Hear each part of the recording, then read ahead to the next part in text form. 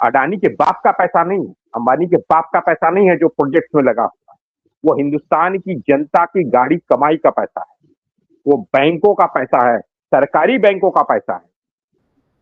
जब रसिया से कच्चा तेल मिल रहा था, सस्ता मिल रहा था, तो अंबानी को आपने दे दिया। अंबानी ने रिफाइन कर करके, शोधन करके अपने रिफाइनरी से विदेशी मार्केटों में बेचकर 52,000 करोड़ रुपए कमा लिया। देश की जनता को क्या मिला? अब जब महंगा तेल हो गया है तो आप कह रहे हैं कि तेल महंगा हो गया है। आप अडानी पे बात कर रहे हैं कि अडानी को सरकार ने बचाया है। जो भी इस तरह की बातें हो रही हैं, आप एक फर्ज कीजिए कि अडानी डूब जाए, फर्ज कर लीजिए कि अडानी के साम्राज्य का पतन हो जाए, फिर क्या होगा? थोड़ा उसकी कल्पना करके देखिए। आप कल्पना इस तरह से कीजिए, यहां से कीजिए कि कितने सार्वजनिक उपक्रमों का अडानी में कितना निवेश है। मतलब ये पूरी सरकार और पूरी व्यवस्था जो है वो कितना ज्यादा अडानी के भरोसे हो चुकी है। थोड़ा इसकी कल्पना आप कर लीजिए और फिर आप मनाते रहिए कि अडानी का पतन हो जाए, खत्म हो जाए। ये कह देना कि डूबने नहीं देना है, डूबने नहीं देना है, अरे वो तो डूबेंगे ही। नरेंद्र मोदी ने 2016 में आकर जो नोटबंदी की, उसके बाद सारा पैसा जो है वो निकाल निकाल के देश का वो बैंकों में जमा करना है और उस पर राशनिंग शुरू कर दी, उसको कब्जा कर दिया। और वह बैंकों का पैसा उन्होंने अडानी को दिया। अडानी के बाप का पैसा नहीं, अंबानी के बाप का पैसा नहीं है जो प्रोजेक्ट में लगा हुआ है। वो हिंदुस्तान की जनता की गाड़ी कमाई का पैसा है, वो बैंकों का पैसा है, सरकारी बैंकों का पैसा है। ऐसी कंपनियों, ये किसी के बाप का देश थोड़ी है, ये सरकारी कंपनियां हैं, देश की जनता के मालिक है।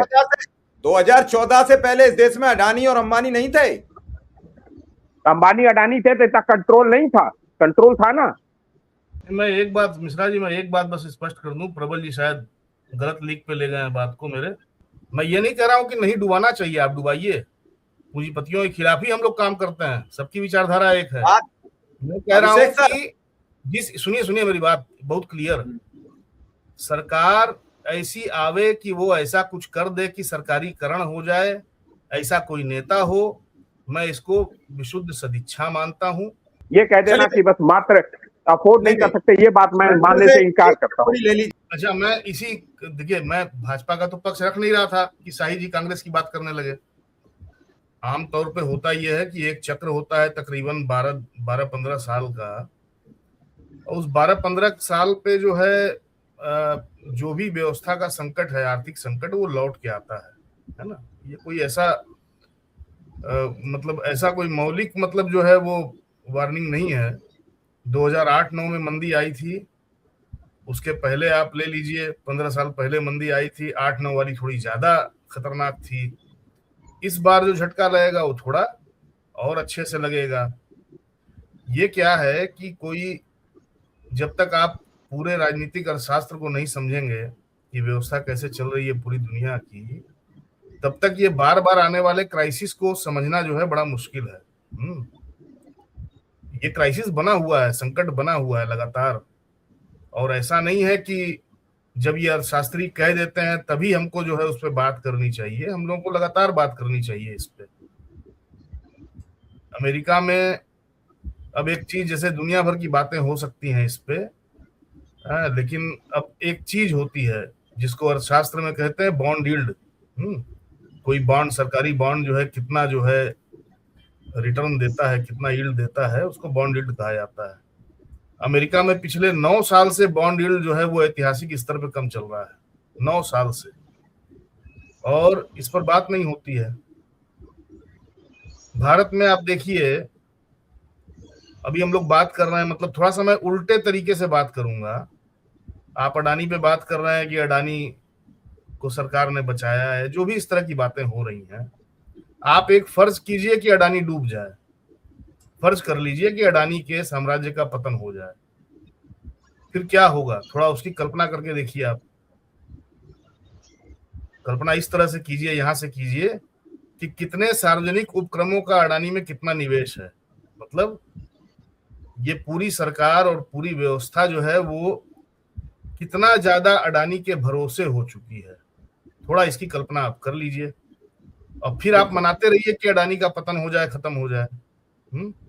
सबसे पहले 1 से 1.5% जीडीपी आपका जाएगा। आधे बने हुए बंदरगाह को आप कट कॉपी पेस्ट नहीं कर सकते हैं, है? ठोस इन्वेस्टमेंट है ना,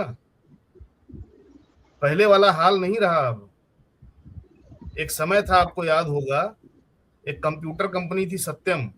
सत्यम कंपनी एक हुआ करती थी साउथ इंडिया की, जिसमें बड़ा घोटाला आया था सामने, कागजी घोटाला। अब सत्यम कंपनी का हाल ये था कि कागज में उन्होंने सारा घोटाला किया तो उनको सजा हुई, और उनकी कंपनी चूंकि मुनाफा ले रही थी तो उसके मालिकाने को बदल दिया गया। अब 20 साल हो गया है उस तरह के घोटाले को, और वो जमाना नहीं रहा कि कोई भी घोटाला या कोई भी क्राइसिस केवल कागज पे हो, क्योंकि 2008-9 की मंदी के बाद पूरी दुनिया में उद्योगपतियों ने केवल कागज पर बुलबुला बनाने से काफी आगे का काम कर लिया है। इस बात को थोड़ा समझना पड़ेगा हमें। जो पिछली मंदी आई थी 2008-9, वो एक तरह से समझिए कि कागजी मंदी थी। मतलब कागज पर जो है खूब बही खाता कर्ज को जोड़ते जोड़ते और दुनिया भर के आर्थिक तिकड़मों से बड़ा हो गया, उसका गुबाड़ा बन गया और वो गुबाड़ा फूट गया। 8-9 की मंदी में जो सबक मिला, हमारे यहाँ भी 8-9 की मंदी का बड़ा असर था। ILFS नाम की एक कंपनी थी, बड़ी कंपनी थी, उसका असर पड़ा। उसमें जो क्राइसिस हुआ, जो घाटा हुआ, नुकसान हुआ, उससे DHFL डूब गई। लेकिन मतलब एक कंपनी पे ही फर्क पड़ा, ज्यादा नहीं। पूरी दुनिया में जो 8-9 में मंदी आई, उसके बाद पूरी दुनिया के उद्योगपति एक बात समझ गए। वो ये समझ गए कि केवल कागज पर अपनी संपत्ति बढ़ाने और केवल शेयर मार्केट में सट्टा खेल के हवाई पूंजी को बढ़ाने से काम नहीं चलेगा। पूंजी को थोड़ा जमीन पे भी खड़ा करना होगा, है? भौतिक तरीके से अपनी संपदाएं बनानी होंगी। ये बात पूरी दुनिया में समझ में आई, सारे पूंजीपतियों को। और आप ध्यान दीजिए कि 2008-9 की मंदी के बाद से, यानी पिछले करीब 16, 17, 18 साल में सबसे ज्यादा हमला अगर हुआ है, पूंजी का हमला, तो वो हुआ है जमीन पर, लोगों की जमीन पर, पानी पर, जंगल पर, पहाड़ पर। ठीक है? जो पिछले 15 साल में जितने आंदोलन उभरे हैं जनता के, वो सारे जल जंगल जमीन बचाने के आंदोलन रहे हैं। क्यों रहे हैं? उसके पहले क्यों नहीं थे केंद्रित? सारी लड़ाई, सारा सवाल जमीन बचाने पर क्यों आके टिक गया? याद कीजिए, नरेंद्र मोदी जब आए थे, 3 राउंड इनको ऑर्डिनेंस जमीन वाला जो है कैंसिल करना पड़ा था 2014 में, है? मतलब उसका असर दिखने लगा था। जिन जगहों पे हम लोग नहीं मानते थे कि जमीन की लड़ाई चलेगी, यहाँ दिल्ली में संसद मार्ग पे बनारस के रिंग रोड से प्रभावित सब किसान आके बैठे थे। हमने तो कभी नहीं सोचा था कि जहां से होके हम अपने स्कूल जाते रहे, जो हमारा रोज का रूट था, वो जमीन चली जाएगी, है? और 14 में आके बैठे वो लोग संसद मार्ग पे, और तब समझ में आया कि नहीं, इसका तो बहुत गहरा असर है। तो 2008-9 में जो पूंजीपतियों ने सबक लिया कि अब केवल कागज पे घपला नहीं करना है, अब धरती के जो अचल, जिसको अचल संपत्ति हम कहते हैं, मतलब जो चल नहीं सकता, तो वो अचल जो पूरी जायदाद है धरती की, जल, जंगल, जमीन, झरना, पहाड़, हवा तक छोड़िए, ऊपर अंतरिक्ष, तरंगे, हैं? याद कीजिए 2009-10 में तरंगों का ही घोटाला हुआ था, जो मोबाइल कंपनियों वाला शुरुआती घोटाला था। तो उसके बाद इन लोगों ने पिछले 15, 16, 17 साल में पूरी दुनिया में बहुत व्यवस्थित ढंग से स्थानीय समुदायों को वंचित करके, महरूम करके उनकी जमीनें हड़पी हैं, उनका झरना सुखाया है, उनकी नदियों पे बांध बनाए हैं, उनके पहाड़ काटे हैं, उनके जंगल काटे हैं। ठीक है? इसका मतलब क्या हुआ? इसका मतलब ये हुआ कि हर देश की व्यवस्था के भीतर अब पूंजीपतियों का हिस्सा इतना हो गया है कि पूंजीपति अगर डूबेगा तो सबको ले दे के डूबेगा। आप समझिएगा अडानी के संदर्भ में इस कहानी को। अडानी डूबा तो अकेले नहीं डूबेगा, अंबानी डूबा तो अकेले नहीं डूबेगा। पूंजीपति इस देश के जो हैं कारपोरेट, सारे कारपोरेटों को इकट्ठा कर लीजिए आप झाड़ के, वो सारे कारपोरेट भारत सरकार के सार्वजनिक उपक्रमों में तकरीबन 27 से 28% की हिस्सेदारी रखते हैं। जो लोग कहते हैं कि अडानी अंबानी या ये कारपोरेट इनको खत्म होना चाहिए, वो ये नहीं समझते कि जिस दौर में हम खड़े हैं उस दौर में निजी और सार्वजनिक का अंतर तकरीबन खत्म हो गया है। पूंजी ने पूरे लोकतंत्र को और पूरे राज्य को इस तरह से घेर लिया है, चिपट गई है कि पूंजी गई तो देश गया, समाज गया, राज्य गया। इसीलिए अडानी जैसों को बचाना इस राज्य का कर्तव्य है। राज्य के मुखौटे के रूप में नरेंद्र मोदी बैठे चाहे राहुल गांधी बैठे, इस बात को क्लियर कर लीजिए। ये कांग्रेस भाजपा का मामला नहीं है, ये विशुद्ध राजनीतिक अर्थशास्त्र है। अभी आ रहा है प्रबल जी, बात हो जाने दो पूरी, मैं बात पूरी कर लूं। ये पार्टी का मसला नहीं होता है, ये विशुद्ध राजनीतिक अर्थशास्त्र का मसला है। जिस प्रक्रिया को मनमोहन सिंह ने चलाया उस प्रक्रिया को आक्रामक तरीके से मोदी जी ने बढ़ाया, और ये प्रक्रिया, आर्थिक प्रक्रिया आगे भी जारी रहेगी, सरकार कोई भी। क्यों? क्योंकि जितना इन्वेस्टमेंट सरकारों के भीतर और व्यवस्था के भीतर निजी पूंजी का हो गया है उसको आप वापस नहीं कर सकते। वापस करेंगे व्यवस्था ढह जाएगी। इसलिए हर राज्य की जिम्मेदारी है कि वो पूंजीपतियों को न सिर्फ बचाए बल्कि बढ़ाए, और यही काम ट्रंप कर रहे हैं, यही काम मोदी कर रहे हैं। सारे के सारे बादशाह जो इस दुनिया के हैं वो ये काम कर रहे हैं। ठीक है, इस काम को करने के लिए अभी ताजा क्या किया गया है, क्यों इतना आसान हो गया, ये इसको भी समझ लीजिए। मैं केवल दर्शकों के लिए कहानी बता रहा हूं। ये इतना आसान केवल इसलिए नहीं हुआ कि अमेरिका में ये सुविधा है कि आप हर्जाना भरिए और पैसा दीजिए और निकल लीजिए। ट्रंप जब लास्ट ईयर आए हैं जनवरी में, तो ट्रंप ने तमाम अंतर्राष्ट्रीय संधियों से अमेरिका को अलग कर लिया। ठीक है, दूसरे विश्व युद्ध के बाद जो नियम कानून आधारित व्यवस्था चल रही थी पूरी दुनिया में, वो सारे नियम कानूनों को ट्रंप ने धता बताते हुए वो खुद कई साझा मंचों से अलग हो गए।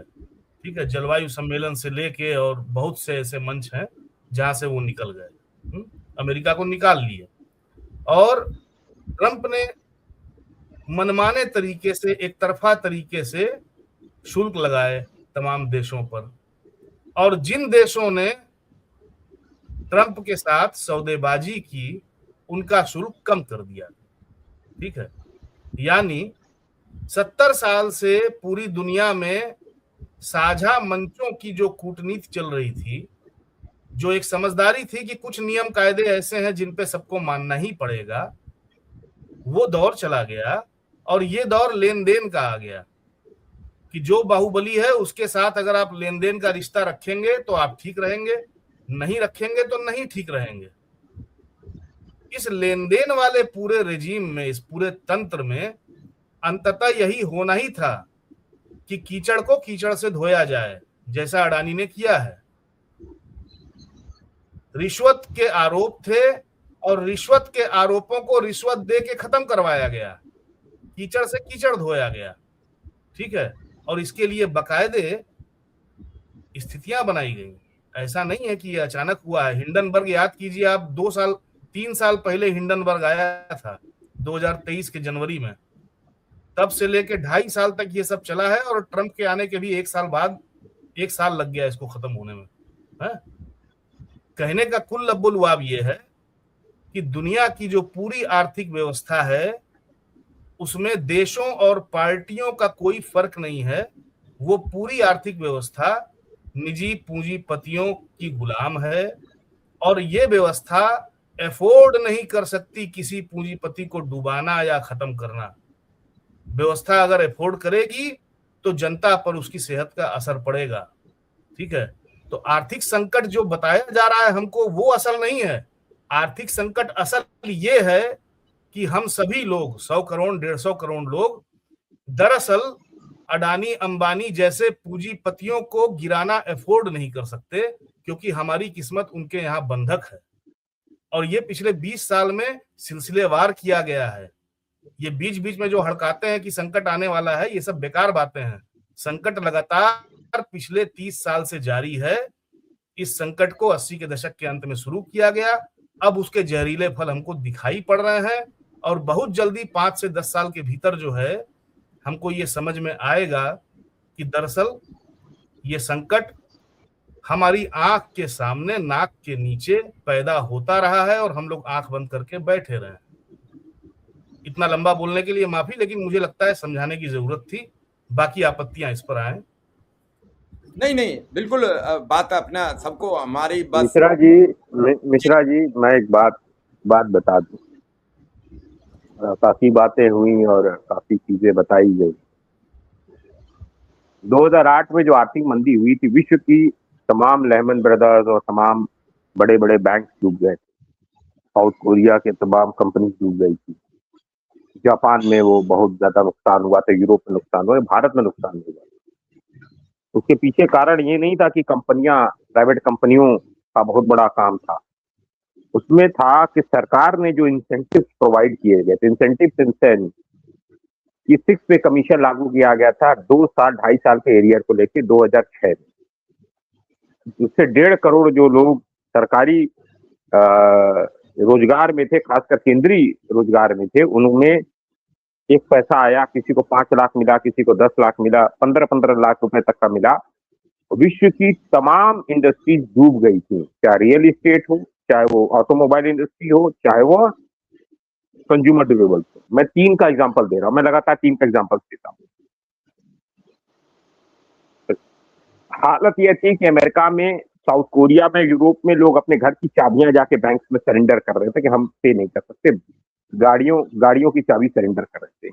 वह पैसा जो हिंदुस्तान में 6 पे कमीशन के हिसाब से मिला, वो रिवॉल्व हुआ, वो जो है मतलब उसका चक्र घूमा और हमारे देश में automobile industry, real estate industry और कंज्यूमर ड्यूरेबल्स ऊपर गए।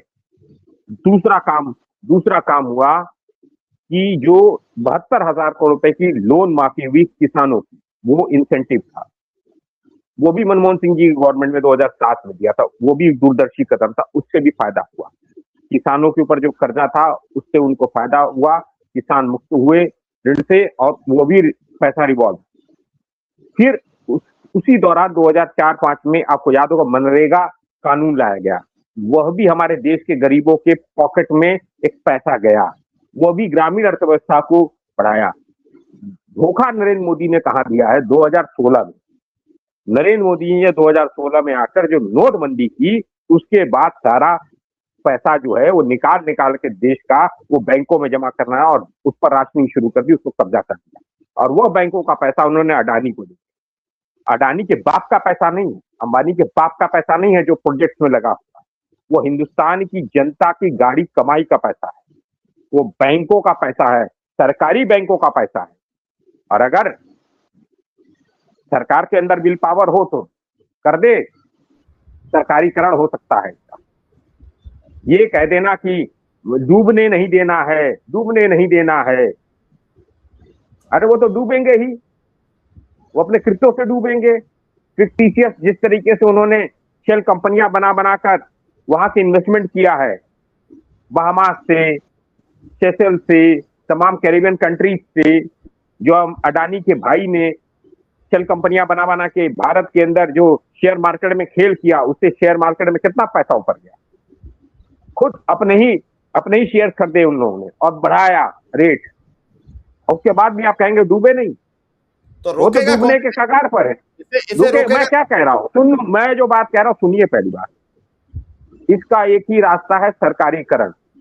ऐसी कंपनियों, ये किसी के बाप का देश थोड़ी है, ये सरकारी कंपनियां हैं, देश की जनता के मालिक है। 2014 से पहले इस देश में अडानी और अंबानी नहीं थे। अंबानी अडानी थे तो इतना कंट्रोल नहीं था। कंट्रोल था ना, कंट्रोल था कि नहीं था? एमएसएमई थी कि नहीं थी? हर जगह प्राइवेट प्लेयर्स भी थे तो गवर्नमेंट प्लेयर्स भी थे, पीएसयूज भी बढ़ रही थी, ओएनजीसी को खत्म कर दिया, इंडियन ऑयल को उठा के बेच दिया। आप देखिए अडानी के साथ ओएनजीसी भी, इंडियन ऑयल भी पहले बिकता था क्या? सब उठा के बेच दिया नरेंद्र मोदी ने। इस देश का अगर कोई दीमक है तो उसका नाम नरेंद्र मोदी है। और ये चीज कह के डरा के कि उनके डूबने से ये हो जाएगा। और एक और मैं आपको बता दे रहा हूं, ऐसा ही एक उद्योगपति था रशिया में, पुतिन का बहुत बड़ा मित्र हुआ करता था एक समय। वह इतना ज्यादा इंपॉर्टेंट हो गया, उसके पास वहां की सबसे ज्यादा संपत्ति ऑयल नेचुरल गैस उसके कब्जे में आ गया और वहां राष्ट्रपति का चुनाव लड़ने लगा। एक झटके में, एक रात में पुतिन ने उसको उठा के जेल में बंद कर दिया और उसकी पूरी कंपनी को सरकारीकरण कर दिया। कुछ नहीं हुआ। पूरे रशिया पर उसकी स्तुति बोलती थी, सिक्का चलता था उसका। ये बात कह देना कि उनको डूबने से बचाना जनता के पैसे पर क्यों डूबने बचाए भाई? जनता का जहां जहां इन्वेस्टमेंट हुआ है, जनता के पैसा कोई अपने बाप के घर से नहीं लाया अडानी।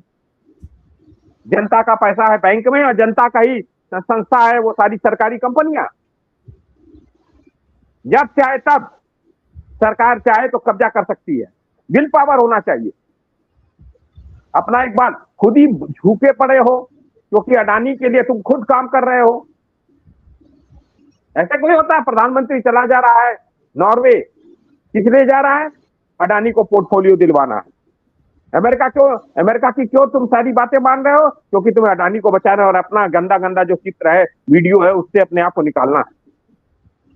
मनमोहन सिंह ने ठीक कहा था 2014 के अपने अंतिम प्रेस से मीट में, जो प्रेस कॉन्फ्रेंस की थी, उन्होंने कहा था Modi will B disaster for this country. और ये साबित हो रहा है। जब नोटबंदी की थी उन्होंने खुद कहा था कि 3% इकोनॉमी डैमेज हो जाएगी। नरेंद्र मोदी ने हार्वर्ड और हार्ड वर्क का करके बोल के उनका मजाक उड़ाया था। मैं ये बात कहना चाहता, धन्यवाद। मैं जाना चाहता हूं जरा धन्यवाद। अरे रुको तो, चले कैसे जाओगे? कहां जाओगे? रुक तो जाओ। मैं एक बात मिश्रा जी, मैं एक बात बस स्पष्ट कर दूं। प्रबल जी शायद गलत लीक पे ले गए हैं बात को मेरे। मैं ये कह रहा था ये व्यवस्था अफोर्ड नहीं कर सकती अडानी अंबानी को डुबाना। ठीक है, मैं ये नहीं कह रहा हूं कि नहीं डुबाना चाहिए, आप डुबाइए। पूंजीपतियों के खिलाफ ही हम लोग काम करते हैं, सबकी विचारधारा एक है। मैं कह रहा हूं कि सुनिए मेरी बात बहुत क्लियर। सरकार ऐसी आवे कि वो ऐसा कुछ कर दे कि सरकारीकरण हो जाए, ऐसा कोई नेता हो, मैं इसको विशुद्ध सदिच्छा मानता हूं। वैश्विक अर्थव्यवस्था में आप टापू पर नहीं रह रहे हैं। आपके यहां नरेंद्र मोदी न टापू पर अडानी के साथ हैं, न कोई और आएगा तो वो टापू पर सरकारीकरण कर देगा। ठीक है, चीजें जुड़ी हुई हैं। मैं 2008-9 की मंदी का जिक्र इसीलिए ले आया ताकि बताऊं कि वहां से दोनों सिरे एक हो गए थे और भारतीय अर्थव्यवस्था कहीं कोई अलग एंटिटी नहीं रह गई थी कि मंगल ग्रह पे बैठ के अपनी नीतियां हम बना लें। आज की डेट में आप कितनी भी इच्छा शक्ति कर लें, कोई भी नेता आ जाए, भारत की जो पूरी राजकीय जो पूरी प्रणाली है, राज्य का जो पूरा ढांचा है, उस पर पूंजी का शिकंजा इस कदर कस गया है, इस हद तक कस गया है कि किसी भी सरकार के बदलने, किसी भी नेता के बदलने और किसी भी पार्टी के बदलने से व्यवस्था में रत्ती भर फर्क नहीं आएगा। ये बात मैं थ्योरेटिकली समझता हूं तो कह रहा हूं। बाकी कोई आ जाए मसीहा तो बहुत अच्छी बात है। मैं इनकी बात को कॉन्ट्रडिक्ट करता हूं।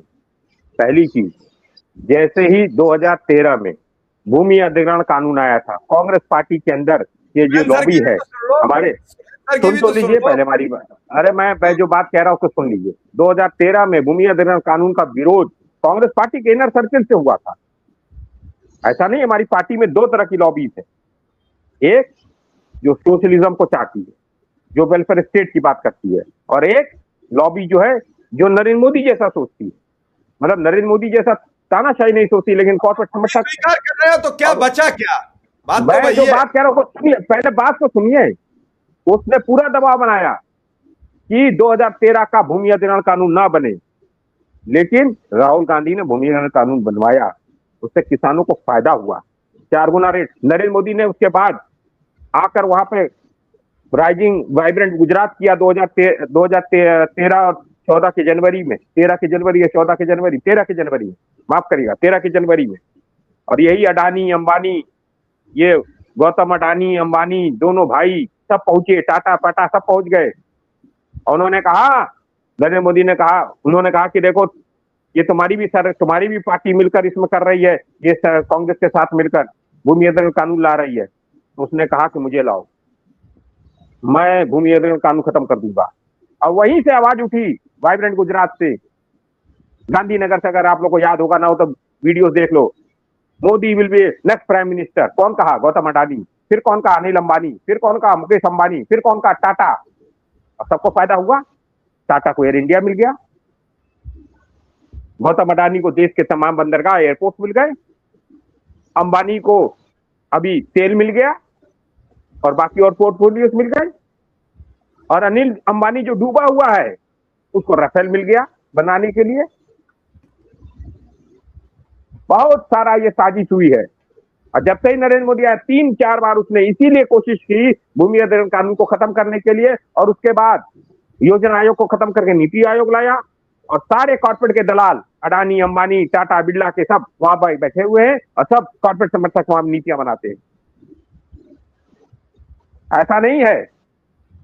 कांग्रेस पार्टी के अंदर अगर उन्होंने कॉर्पोरेट को भी बढ़ाया तो उन्होंने सरकारी उपक्रम भी बनाए।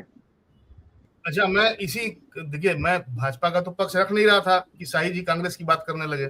मैं तो राजनीतिक अर्थशास्त्र की बात कर रहा था, विशुद्ध। ठीक है? नहीं, आप विशुद्ध पत्रकार हो, इसमें कोई दो राय नहीं है। विशुद्ध और लेकिन यहाँ पे देखिए, ये प्रसंग आया है, चूंकि ये प्रसंग आया है ना, तो इस प्रसंग में मैं 2 बातें बता दूं, और 2 बातें ये बतानी बहुत जरूरी है। सुरेंद्र सर भी गुस्सा में है, बताएंगे जरूर। वो 4 बातें बताएंगे, पूरी कहानी हम बता देंगे, लेकिन 2 बातें केवल बता रहे हैं कि इस देश में जो नीति आयोग की बात कर रहे थे, हमको वहां से स्ट्राइक किया कि जिक्र कर देना चाहिए दर्शकों के सामने कि जो योजना आयोग के बहुत महान अध्यक्ष हुआ करते थे मोंटेक सिंह अहलूवालिया, वो आईएमएफ में नौकरी करके आए थे। और जो मनमोहन सिंह, जिन्हें शिल्पकार कहा जाता है आधुनिक भारत का, हाँ, वो भी विश्व बैंक में नौकरी करके आए थे। ठीक है? इस देश में अंतरराष्ट्रीय वित्त एजेंसियों और कर्जा देने वाले संगठनों की पूरी खुराफात और इस देश की अर्थव्यवस्था को गिरवी रखने की पूरी साजिशें, उसकी जड़ 80 के दशक की शुरुआत में जाती हैं, जिस वक्त मोंटेक सिंह और मनमोहन सिंह वहां काम कर रहे थे बाहर, उन्हीं एजेंसियों में। मैं केवल एक सवाल सभी से पूछना चाहता हूं, जो लोग बात कहते हैं कि कांग्रेस कल्याणकारी काम की, चलिए ठीक है, जितना भी की थोड़ा मोड़ा, लेकिन कांग्रेस ने वर्ल्ड बैंक और आईएमएफ के तनख्वाहियों को क्यों मुख्यमंत्री, ये प्रधानमंत्री और योजना आयोग का अध्यक्ष बनाया? ये सवाल कोई जवाब हमको दे दे तो बाकी यहाँ की कहानी क्लियर हो जाएगी। यूएस न्यूक्लियर डील किया था, उसमें अमेरिका को लगा कि सारा जो न्यूक्लियर पावर का जो रिएक्टर्स है वो सब अमेरिका से खरीदा जाएगा। लेकिन वो मनमोहन सिंह, मोदी नहीं थे कि रशिया से कहेगा तेल मत खरीदो, तो तेल नहीं खरीदा। उन्होंने अमेरिका से भी रिएक्टर लिया, तो उन्होंने रशिया से भी रिएक्टर दिया और फ्रांस से भी रिएक्टर दिया। वहीं पर उनकी सरकार को गिराने की तैयारी शुरू हुई, अमेरिका में तैयारी शुरू हुई। और उसका पपेट बना, उसका एक कारिंदा जो था, उसका नाम था केजरीवाल, अन्ना हजारे, अरविंद के और नरेंद्र मोदी। और उसकी मीटिंग हुई बाकायदा विवेकानंद इंटरनेशनल फाउंडेशन में 2010। एक रूपरेखा बनी जिसमें अजीत डोभाल, एनके मिश्रा, पीके मिश्रा, गोविंदाचार्य, आरिफ मोहम्मद खान, अरविंद केजरीवाल, अन्ना हजारे, किरण बेदी, मनीष सिसोदिया, ये सब बैठे हुए। और इन्होंने बैठ के एक रूपरेखा बनाई और विनोद राय को तैयार किया गया। सीएजी की फर्जी एक रिपोर्ट बनाओ। सीएजी की फर्जी रिपोर्ट 2G स्पेक्ट्रम घोटाले की बनी। उसके बाद कोलगेट घोटाला, कहाँ हुआ घोटाला? 1 इंच पैसा। फिर बाद में सारे लोग बरी हुए और विनोद राय ने माफी मांगी, कहा कि ये सब गलत है। चलिए अब ये बातें मैं इसलिए बता रहा हूं कि देश की जनता को पता होना चाहिए। चलिए अभिषेक जी कहाँ सो रहे हैं ये, अब मैं चल रहा हूँ, धन्यवाद। अरे 2 मिनट रुको बस, अभिषेक जी की बात तो सुन लो, तुम्हारे प्रवचन सबने सुने। जी अभिषेक जी। ना देखिए, उसमें ऐसा है, मुझे कुछ खास कहना नहीं है भाई। अगर दो लोग कांग्रेस की तरफ से बात कर रहे हैं तो अगर मैं भी कांग्रेस की तरफ से बात करने लगूं तो फिर बातचीत का कोई अर्थ नहीं रहेगा, ठीक है? तो इसलिए थोड़ा सा तो काउंटर होना चाहिए। दूसरी बात ये है, आपकी बात से हम सहमत हैं। मेरा काम आपके दर्शकों को प्रोत्साहित करना और झूठी उम्मीद देना नहीं है। अगर वो निराश होते हैं मेरी बात से तो उसमें मेरा कोई वो नहीं है ना, दोष नहीं। इसलिए थोड़ी आते हैं कि भाई खुश कर दें, मोदी जी को 15 बार गाली दे के हम लोगों को खुश करें। हमारा काम है कि भाई विश्लेषण रखें, हमने विश्लेषण रखा, ठीक है। तीसरी बात, जो सबसे बड़ा अंतर्विरोध निकल के आया है इस बातचीत में, वो ये है कि शाही जी और सुरेंद्र दुबे सर दोनों लोगों को रूस और चीन जैसा नेतृत्व पसंद है जो उठा के रातों रात किसी को अंदर डाल दे। तो क्या राहुल गांधी रूस और चीन जैसे नेतृत्व के आसपास भी कहीं दिखते हैं? अगर नहीं दिखते हैं तो क्या रूस और चीन जैसा तानाशाही नेतृत्व मोदी जी में दिखता है? अगर मोदी जी में दिखता है तो मोदी जी ही क्या बुरे हैं ये बता दें, और या फिर रूस और चीन का हवाला न दें क्योंकि वहां पे तानाशाहियां हैं। तो उदाहरण जब लें राहुल गांधी को जस्टिफाई करने के लिए तो सही उदाहरण लें। रूस और चीन के उदाहरण से राहुल गांधी नहीं जस्टिफाई होते, ये मेरा कहना है।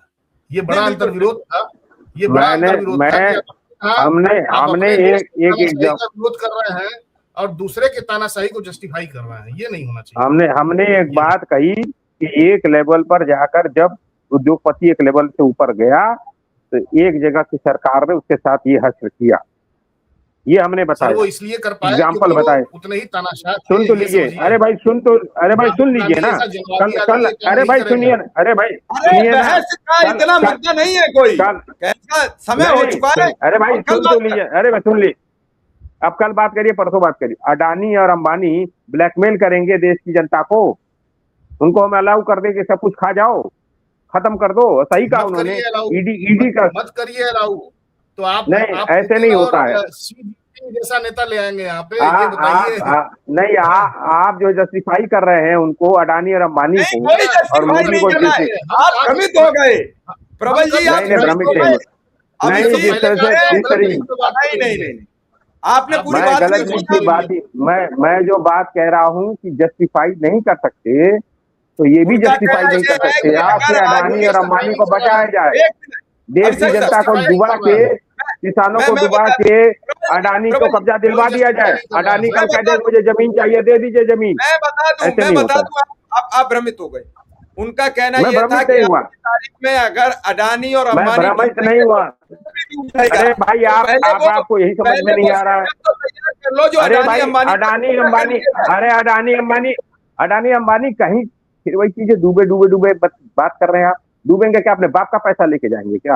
ये देश की जनता का पैसा है। यही तो सवाल है। आप लोगों को यही प्रॉब्लम है, सुनते तो है नहीं जनता। अरे सुन तो लीजिए, अरे भाई सुनिए ना। अडानी ने कहा इन्वेस्टमेंट किया है, मोदी ने जोरस्ती दे दिया, सरकारी कंपनियां वापस लेंगे हम। सरकारी कंपनी क्यों नहीं सड़क पर उतरती कांग्रेस? घर में क्यों बैठी है? क्यों नहीं, कहाँ बैठी है? क्यों नहीं प्रदर्शन? प्रोग्राम में बता के क्या कर लोगे? उतरो सड़क पर कल। क्या बात कर रहे हैं? क्यों नहीं सड़क पर उतर रहे हैं? क्यों नहीं सड़क पर उतर रहे हैं? क्या बात कर रहे हैं? सड़क पर नहीं उतर रहे हैं? कैसे आप कह रहे हैं सड़क पर नहीं उतरे?